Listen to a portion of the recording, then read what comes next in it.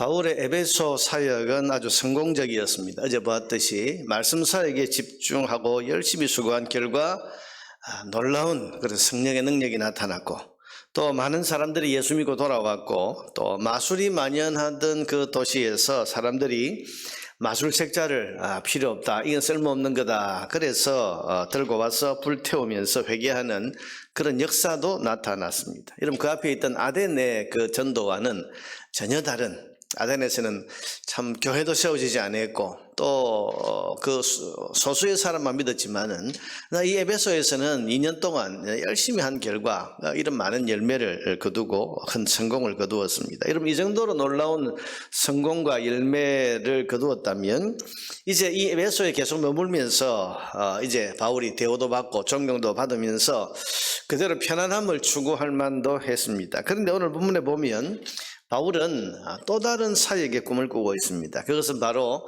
그 당시 세계의 수도였던 로마에서의 복음 전파입니다. 21절에 보니까 그가 뭐라 그러죠? 이 일이 있은 후에 바울이 마게도냐와 아가야를 거쳐 예루살렘에 가기로 작정하여 이르되 내가 거기 갔다가 후에 로마도 보아야 하리라 하고, 로마도 보아야 하리라. 이게 뭐 구경 간다는 말이 아니고 로마에 가서도 내가 복음 사역해. 여러분, 이 당시 세계의 수도, 세계의 중심지가 로마입니다. 저 중심지에 가서, 한복판에 가서, 사실은 많은 학자들이 지금 로마도 보아야 하리라, 이것이 지금 바울의 마음속에 로마 황제에게 복음을 전해야 되겠다, 그것으로 해석을 하고 있는데, 그만큼 지금 바울은 이 복음 전도, 땅끝까지 복음을 전하는 이 일에 대한 열정이 그만큼 가득 찼던 것입니다. 여러분, 그는 편안함에 머물지 않았습니다. 현실에 안주하지 않았습니다. 자기 사명을 잊어버리지 않았습니다. 바울의 사명이 뭡니까? 이방인에게 복음을 전하고 땅끝까지 복음 전하는 것.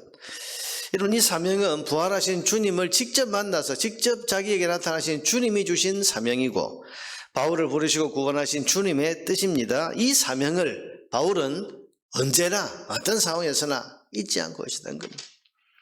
여러분, 아덴에서와 같이 실패를 하면서도 자기 사명을 잊어버리지 않았습니다. 또 지금 에베소에서처럼 큰 성공을 거둘 때에도 자기 사명을 잊어버리지 않았습니다. 그래서 오로지 사명에 헌신된 사람, 이 사람이 지금 바울이라고 할 수 있습니다. 여러분, 오늘 많은 사람들이 사명을 잊어버리고 현실에 안주하고 있습니다. 자신을 부르시고 구원하신 주님의 뜻보다 자기의 편안한 생활을 더 중요하게 여깁니다. 그래서 사명보다 현실을 택하고 주님의 뜻보다 편안함을 선택하는 경우를 종종 보게 됩니다. 사명을 처음 받았을 때에는 정말 충성하겠습니다, 헌신하겠습니다, 심지어는 그 자기에게 주신 그 사명을 주셨다는 사실 때문에 그렇게 감격하고 눈물까지 흘리던 사람이 1년이 지나고 2년이 지나고 시간이 좀 지나면서 사명보다는 자기 편안함에 그 현실에 안주하는 것을 보게 됩니다. 그러다 보니까 사명을 잊어버리고 사명을 번거롭게 여기거나 귀찮은 것으로까지 여기는 그런 경향까지도 있습니다. 그러나 여러분, 이런 것은 십자가 대속의 은혜로 우리를 구원해 주신 주님의 은혜를 잊어버리는 그런 삶입니다. 여러분, 이렇게 살다가 나중에 주님 앞에 서면 우리는 무슨 얼굴로 주님을 배울 수 있겠습니까?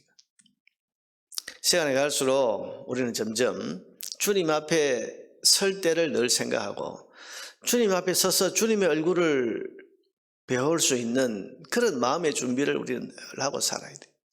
주님 앞에 섰을 때 내가 칭찬받을까? 아니면 주님 앞에 책망을 받을까? 그리고 성경에 보면 사명의 끝에 항상 주님의 판단이 있습니다. 너 참 착하고 충성된 종이다, 넌 악하고 게으른 종이다. 주님의 그 판단, 그것이 늘 최후에 있다는 것을 우리가 기억하고, 그 주님 앞에서 주님의 판단받을 것에 대한 이것을 우리가 잊어버리고 살면 안 됩니다. 내가 이렇게 살아서 주님의 얼굴을 배울 수 있겠나? 내가 이렇게 살다 보면, 이렇게 사명 붙들고 살다 보면 주님이 나를 칭찬하시겠지, 위로해 주시겠지. 여러분, 이렇게 항상 우리의 삶의 기준이 주님 앞에 서서 주님 만나게 될 그때를 우리가 늘 생각하고 살아야 할 것 아니겠습니까? 사명을 기억하며 살아야 됩니다. 주님이 나를 구원하시고 지금까지 나를 살게 하시면서 나를 통해 이루기 원하시는 그 뜻이 뭔지, 그 사명, 내게 맡기신 그 사명이 뭔가를 우리가 늘 가슴에 품고 또 이 사명을 붙들고 살아야 됩니다. 그래야 천국에서 주님의 빛나는 얼굴을 배울 수가 있을 것입니다. 여러분, 사명을 따라 사는 삶을 통해서 주님의 빛나는 얼굴을 기쁨으로 배울 수 있는 저와 여러분 되기를 바랍니다. 이렇게 우리가 사명을 따라 살다 보면 반드시 부딪히게 되는 것이 반대와 위험입니다. 사명을 감당하기 어려운 장벽을 반드시 만나게 되고 또 어려움과 문제점들을 만나게 됩니다. 오늘 23절 이하에 보면 이렇게 성공적이던 에베소 사역이었는데 뜻밖의 소요 사건이 이 에베소에서 일어나는 것을 보게 되고 자칫하면 이것이 바울 일행의 목숨까지도 빼앗을 수 있는 그런 위험에 처한 것을 보게 됩니다. 온 시내가 일어나서 지금 소동을 벌이지 않습니까? 왜 그렇습니까? 어제 보았던 대로 에베소의 말씀의 위력을 이제 떨치기 시작하니까 이게 우상을 사람들이 이제는 더 이상 사지 않고 여러분 당장 이 생계의 위험을 느끼는 그런 우상 만드는 사람들, 여기 은장색이란 말은 은을 세공하는 그런 업자들을 말하는데 결국은 우상을 정교하게 만들던 사람들입니다. 이 당시 이 에베소는 아데미 여신을 숭배했는데 이 우상을 팔아서 장사를 하던 사람들이 많은 부를 얻고 있었습니다. 그런데 바울이 전한 말씀의 이 능력 때문에 사람들이 우상을 사지도 않고 또 찾지도 않으니까 생계의 위협을 느꼈다. 그래서 이게 다 바울 일행 때문이다. 그래서 바울을 죽이려고 했습니다. 그래서 사람들을 선동을 해서 이 에베소 사람들을 분노시키고 흥분을 시킵니다. 이 연극장이라고 되어 있는데 우리로 치면 큰 공회당 같은 이런 곳에 사람들을 다 모이게 해가지고는 데모를 하는 거죠.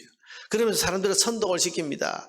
우리가 지금 이 아데미를 섬기는 이 에베소가 저 바울 일행 때문에 지금 아데미 여신의 그 위신이 추락하게 생겼고 그러면서 우리 에베소의 주신인 이 아데미를 저 해하는 아데미에게 위험이 되는 저 바울 무리들을 우리가 쫓아내야 된다, 죽여야 된다 하니까 이런 사람들이 흥분을 하면서 본문에 보니까 이런 2시간 동안이나 소리를 지르고 그래서 이게 여러분 이게 군중심리라는 것이 얼마나 무서운 겁니까? 자칫하면 로마에 가보지도 못한 채 이 에베소에서 흥분한 군중들에게 붙잡혀 죽을 수도 있는 그런 위기를 맞게 되었습니다. 그런데 오늘 보면 35절 이하에 보면 지혜로운 서기장이 등장을 해서 지혜로운 말로 소요를 그치게 해서 바울 일행을 보호하는 것을 볼 수 있습니다. 35절에서 41절 내용을 보면 사람들을 이 서기장이 이제 자제를 시키고 또 앞에 서서 말을 하면서 뭐라고 그럽니까? 이 사람들이 무슨 죄를 지었냐? 신전의 물건을 도둑질 하지도 않았고 우리 여신을 비방한 바도 없는데 무슨 특별한 죄도 없는데 지금 이렇게 소요를 해서 되겠냐? 데메드리오라고 되어 있는 이 우상 만들어서 파는 이 사람 이름을 거명하면서 이 무리들이 지금 이 사람들에 대해서 뭔가 문제가 있으면 우리가 공적인 질서가 있지 않냐.